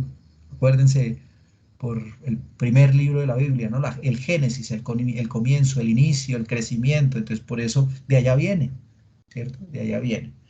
Mm, bueno, esto, la termogénesis. Entonces, es por eso que se denominan, pues, centros del frío y centros del calor, ¿no? Entonces, centros del calor y centros del frío. Bien. Cada uno pues tiene una serie de acciones propias, ¿no? Para producirlo, o sea, o para disminuirlo o para aumentarlo. Entonces, digamos, el centro del frío, ¿bien? Uy, estos me quedaron al revés. Bueno, a ver, lo explico. El centro del frío está mediado básicamente por el sistema nervioso parasimpático, ¿cierto? Esa es la respuesta. ¿Qué hace? Pues evitar que evitar pues la elevación, ¿no? De la temperatura corporal a lo largo del bulbo y de la médula espinal. Ahora, ¿cómo lo hace? Lo hace a través de varias acciones. Entonces, vasodilatación, ¿bien? Vasodilatación periférica, sudoración, aumento de la ventilación pulmonar también, ¿bien? Entonces, y generalmente por aumento también del metabolismo, no es disminución sino aumento. Entonces, en la medida en la que aumenta el metabolismo, ¿qué pasa? Pues mayor circulación, ¿cierto? Hay vasodilatación, se dilataron los vasos, entonces hay mayor aumento, un poco de presión arterial, entonces eso hace que la temperatura empiece a aumentar. Bien. La activación muscular también. Pues por eso cuando uno tiene muchísimo frío, pues entonces uno ¿qué hace? Genera calor. ¿Cómo? Pues aumentando la fricción y la actividad muscular. Hay escalofríos, se mueven los músculos, empiezan a contraerse, ¿bien? O empiezan a caminar o a moverse o a mover rápido el animal porque necesito aumentar la termogénesis, la actividad muscular, que también se generan en muchos animales de compañía. La piloerección, pues se erizan un poco, ¿no? La piloerección también facilita eso, ¿bien? Que haya aumento de temperatura. Mientras, bien, que cuando la termólisis, que es ese sistema de compensación simpático frente al calor, pues lo que hace es vasoconstricción, entonces cierra los vasos y entonces empieza a disminuir la presión arterial también y por ende empieza a bajar también la temperatura, ¿bien? Recuerden que cuando una persona se pone hipotensa, ay, se me bajó la tensión, se pone fría, ¿cierto? Y es porque hay vasoconstricción, ¿listo? Peligrosísimo también, ¿no? Aparte de la hipertensión, pero las hipotensiones también son súper peligrosas, porque baja el flujo también sanguíneo, ¿cierto? No llega suficiente oxígeno, entonces empiezan a generarse muchas acciones compensatorias, pero dentro de ellas, pues esta, para empezar a disminuir el calor. Bien, eso dentro del centro de la estimulación. ¿Mm? Es un poco como ese breve repaso. ¿Qué otra condición hay que contemplar acá? Clínicamente, ¿bien? Se diferencian, digamos que dos tipos de temperatura corporal. Una que es la temperatura externa, ¿bien? O superficial, y las temperaturas internas, ¿bien? Eh, bueno, médicamente hay que tenerlo muy claro, ¿bien? Porque todavía uno ve, y yo he visto hasta colegas y hasta estudiantes, bueno, que todavía no lo tienen muy claro y entonces hablan de fiebre interna y entonces, no, pues la fiebre es una sola, ¿cierto? La condición corporal es una sola, pero hay temperaturas externas o superficiales. La temperatura externa es ¿cuál? La que muchas veces todos hacemos, ¿cierto? Y cogemos y tocamos al perro y es una apreciación subjetiva de la temperatura del animal. Entonces palpé el dorso o palpé con la mano cualquier región del cuerpo y entonces pues uno asume que puede haber algún tipo de temperatura y lo peor es que empezamos a apreciar, a dar alguna interpretación de esta temperatura sin realmente estar seguros de que haya algún proceso local o algún proceso sistémico en el animal. Bien, la temperatura externa, si lo comparamos con la temperatura interna, pues suele ser menor y se habla más o menos que pueden ser de 2 a 3 grados centígrados, menor. Bien, entonces varían mucho, varía también en función de qué, de la temperatura ambiental, ¿sí? De las zonas de preferencia para evaluar la temperatura. Entonces una cosa es tocarlo sobre el dorso, sobre la frente, bien, donde hay, digamos, mucho o poco pelo, y otra cosa es tocarle sobre la zona baja del vientre, bien, sobre las axilas, que se puede sentir un poco más, o si es sobre la cabeza, bueno, y está súper caliente, pues si es una zona donde hay poco pelo y es una zona donde le llega mucho sol, ¿cierto? Porque está directo, pues ojo porque esta temperatura superficial generalmente es muy desigual, ¿no? Entonces una cosa es sentir en la cabeza caliente, pero en el dorso no, y por debajo, entre la entrepierna tampoco, pues allá no llega sol, entonces realmente no es un dato objetivo. Bien, y puede tener cambios bruscos, entonces lo que les decía, la cabeza, el cuello, el dorso, pero atrás casi no, las patas están frías, bien, entonces no es un parámetro clínico, ¿listo? No puede reemplazar a la termometría clínica como tal. ¿Cuál es la ideal? La temperatura interna, ¿cierto? Sistémica, la temperatura central que también le dicen, ojo con ese término, ¿no? ¿Cuál es la temperatura central del perro? Entonces, por allá cuando lleguen a octavo, a noveno, bueno, cuando estén viendo su medicina de correlación, su medicina interna, bien, pues se acordarán y no me van a hacer quedar mal, ¿no? No, eso nunca lo vimos. Bueno, aunque siempre dicen lo mismo, no, eso nunca lo vimos. Eso jamás no lo nombraron. Bien, la temperatura central es esa, es la que evalúa las zonas donde está realmente la red vascular, bien, la red de importancia, bien, donde pues no hay entrada de aire, ¿cierto? Ambiental, por lo tanto es la temperatura pues más orgánica, más que me representa realmente todo el componente sistémico. ¿Dónde la vamos a tomar? En el recto, ¿cierto? En el recto, y ahí está. Entonces, lo ideal y lo que se recomienda es que para casos clínicos estemos tomando la temperatura de manera constante, mínimo, ojo, mínimo 2 veces al día. Bien, y por eso lo colocaba ahí, mínimo 2 veces al día. Pero a manera intrahospitalaria, pues yo la puedo estar tomando constantemente, ¿cierto? Pero mínimo o para hacer, no sé, un derrotero frente a que no, se llevaron al paciente, pero yo tengo que estar verificando, pues yo puedo ir pidiendo 2 veces al día esa temperatura. ¿Bien? Para ir midiendo, ¿qué? Pues alteraciones, ¿cierto? Grados de fiebre, y a partir de ahí, pues yo puedo empezar a darle algún tipo de interpretación a esa temperatura, ¿bien? A esas variantes fisiológicas que podemos llegar a tener en la temperatura, ¿bien? Entonces, hablamos de esas variantes fisiológicas, ¿bien? Miren, estas variantes pueden estar asociadas también mm, por muchas alteraciones generales, ¿no? La especie, ¿bien? Y sabemos, ¿cierto? Entonces, entre una y otra, vean, entre perro y gato, que es lo que estamos viendo acá, cómo varía un poco, 0,5 por una especie, ¿cierto? 37,5 en machos a 38 en gatos, ¿bien? Entonces, puede variar un poco. La raza también, ¿bien? Hay algunas razas de perros, eh, ejemplo, los perros de estos perros flacos, delgaditos, los tipo galgo, que generalmente tienen unos metabolismos un poco más altos, ¿bien? Por su actividad, por su fenotipo, ¿bien? Son razas que pueden tener una variación de temperatura que sea un poco mayor, ¿bien? Y eso hay que considerarlo, ¿bien? El género, ¿bien? Se puede llegar a generar unos rangos de temperatura un poco más altos. Entonces, una hembra gestando, ¿bien? Pues tiende a aumentar un poco más la temperatura. Antes del parto, de por sí es un marcador, ¿cierto? Ustedes van y, pero es que no sé exactamente en qué momento va a parir, tómele temperatura. Y si lo estamos haciendo 2 veces al día, una semana, hay un momento en el que se va a encontrar unos picos de temperatura, y esos picos están asociados generalmente a que está próximo al parto. Bien.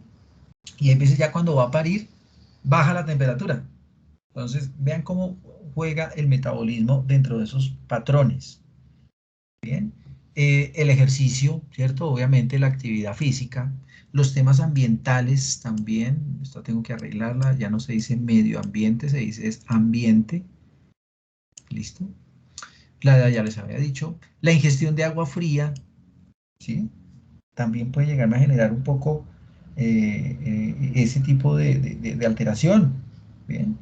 Ah, la ingesta normal de alimento, ¿por qué? Pues cada vez que se consume alimento, pues se aumenta un poco la temperatura porque se dispara el metabolismo y entonces hay mayor circulación.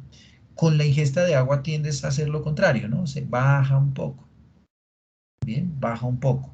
Entonces, esas oscilaciones diarias, ¿bien? Pues, o variaciones fisiológicas mejor, que se producen durante el día, pues son gradientes para que ustedes la tengan en cuenta en el momento en el que vayan a examinar al animal, ¿cierto? Al perro o al gato.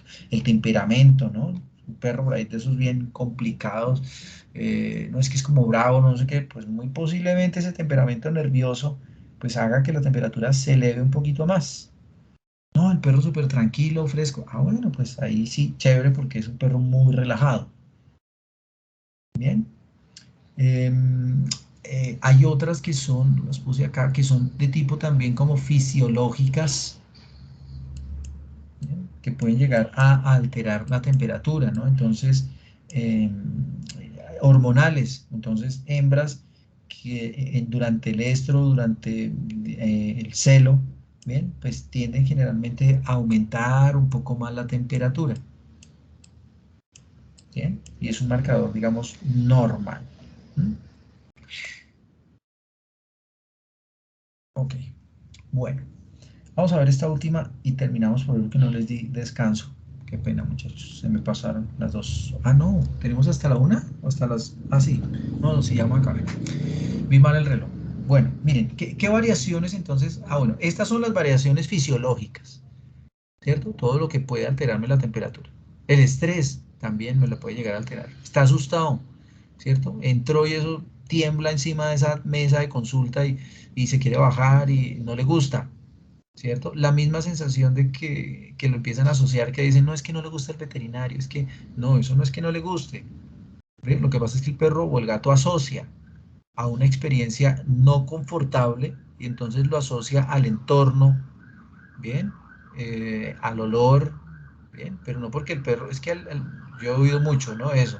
No, es que al perro no le gustan los veterinarios, entonces por eso se pone así. No, el perro no sabe qué es eso, ¿sí? Es más porque lo asocia por algún tipo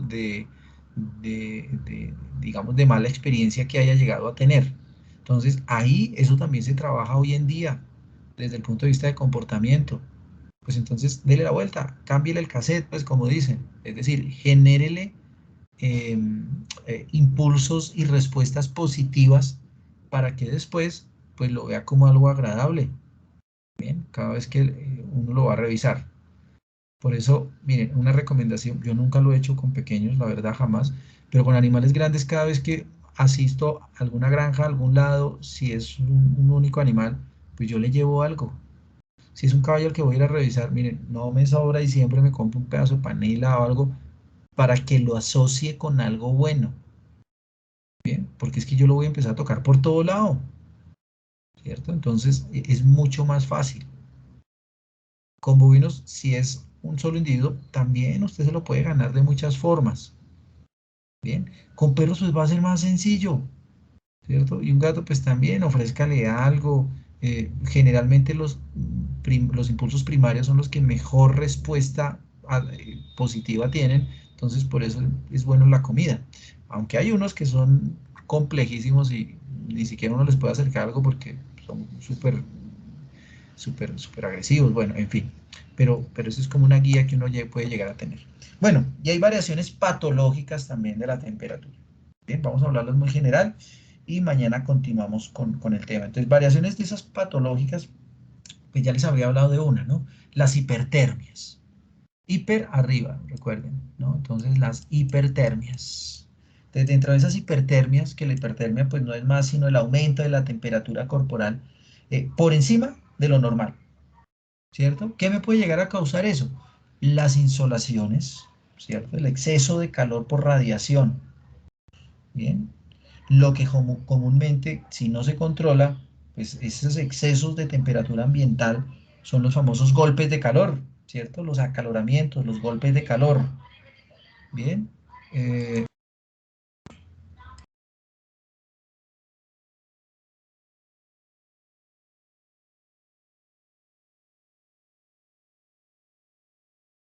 sí, eso suena horrible. Bueno, procesos inflamatorios, procesos que cursen con actividad muscular elevada, bien, procesos que aumentan el metabolismo, metabólicos, enfermedades endocrinas, el hipertiroidismo, bien, ese tipo de patologías, bien, pueden perfectamente aumentarme la temperatura y no están asociadas a ningún proceso infeccioso, vean, ¿vale? Lesiones en el centro termorregulador, en el cerebro, en el hipotálamo, ¿ven? Un tumor, una neoplasia, una hiperplasia hipotalámica, pues me aumenta la temperatura y yo no siempre voy a pensar en aumento de la temperatura, infección. Ojo, ¿bien? Hay razas que predisponen a hipertermias malignas. El Charpey es una de ellas. Les da hipertermia. Se aumenta y se echan para atrás y entonces hay que controlarla rápidamente y no está asociado, uy, será una infección. Voy a mandar el antibiótico de una vez. Esperen, no todo aumento de temperatura es infección, vean lo que estamos hablando. Bien, tumores, fármacos, hay medicamentos que aumentan la temperatura. ¿Por qué? Porque disparan el metabolismo. Y entonces el centro termorregulador que está allá en el hipotálamo, ¿cierto? Pues se dispara y empieza a generar termogénesis y aumentar la temperatura, ¿vale? Y las hipotermias, ¿bien? Que es como el otro extremo, que es ese descenso de la temperatura por debajo de lo normal. ¿Bien? ¿Qué me puede causar esas hipotermias desde el punto de vista patológico? A ver, ¿quién me ayuda? ¿Qué podría llegar a causar una hipotermia, pero que sea patológica?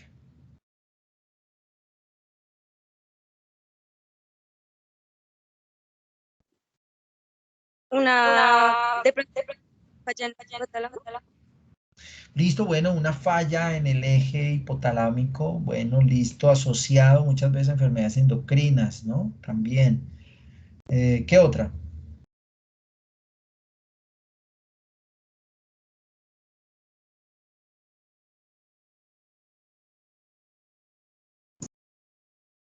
¿Qué más, muchachos? ¿Qué más? No Después creo de estar en una cirugía, Postquirúrgico, bueno, listo. Si yo me descuido, puede entrar en una hipotermia dependiendo del tipo de cirugía que haya tenido.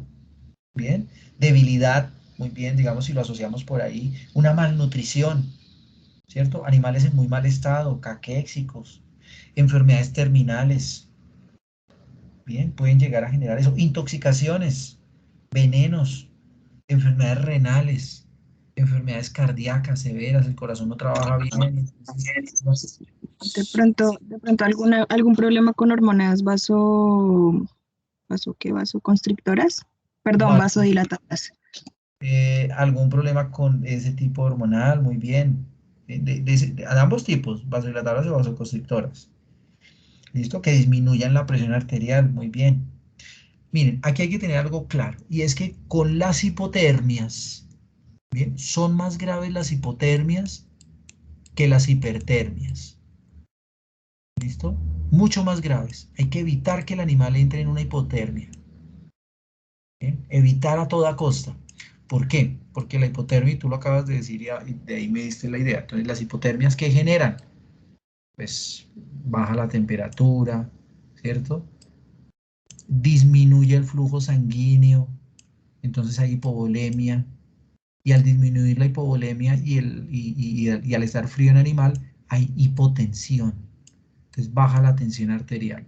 Sacar un animal de estas tres condiciones es muy difícil, ¿bien? Por eso que cuando un animal, cualquiera, ¿cierto? Perro, gato, el que sea, me entre en esta condición, bien, es lo que comúnmente se denomina triada trágica o triada de la muerte, también le dicen, o cruz de la muerte, también le dicen.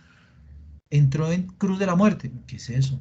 Pues la cruz de la muerte es esas condiciones fisiológicas donde es muy difícil sacar adelante un paciente hipotenso, hipotérmico, hipovolémico, todas las hipo, a todo abajo. ¿Listo? Entonces, si me entra en esto, que hay que evitar, ojo, porque si me entró con estas tres, se le va a morir. Bien. Mientras que con las hipertermias, digamos que, claro, también hay riesgo, convulsión, ahí puede morir, pero usted puede controlar mejor las hipertermias. Bien. Ah, sí, se me aumenta la presión arterial, pues hay antihipertensivos, pero no hay medicamentos que me suban la presión arterial. Usted lo ponga y ¡fuf! ¿Eso es cierto? Por eso la hipotensión es tan compleja de manejar. ¿Listo? Entonces tengan muy claro eso. Y estamos hablando de temperatura, ¿cierto? Hipotermias. Bien, que pueden ser leves, moderadas, severas. Ojo, cachorros, animales gerontes, desnutridos, bueno, en fin.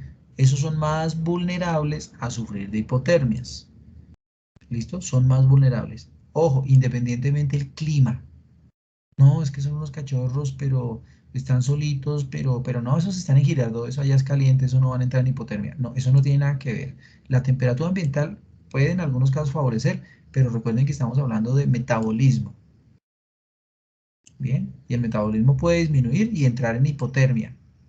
Así afuera la temperatura sea de 40 grados centígrados, el animal entra en hipotermia, porque baja tanto su metabolismo que la hipotensión disminuye y que hay pérdida de hipovolemia y entonces no llega suficiente sangre a los órganos, el animal no respira bien, hay hipoxemia, ¿cierto? Entonces no hay suficiente oxígeno en sangre y entonces no llega suficiente sangre oxigenada a los tejidos, entonces ya hay hipoxia después y chao, ¿cierto?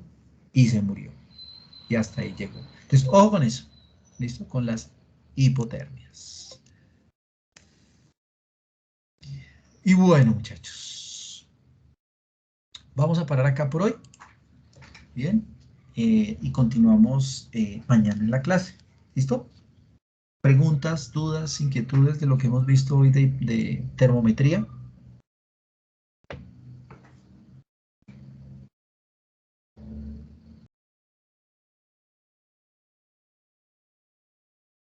¿No? No, señor. Ningún saludo. Bueno, listo. Entonces, nada, muchachos, nos vemos mañana. Nos vemos mañana. Recuerden, el tema de mucosas les queda de autoestudio, bien, de autoconsulta. Y listo, mañana terminamos termometría y arrancamos con respiratorio. Muchas gracias por haber estado en clase. Cuídense mucho, nos vemos mañana. Bueno, profe, gracias. Chao, Hasta profe, luego. gracias. Luego, profe, gracias. Bye bye. Chao, chao. Gracias. A ustedes, muchachos. Gracias.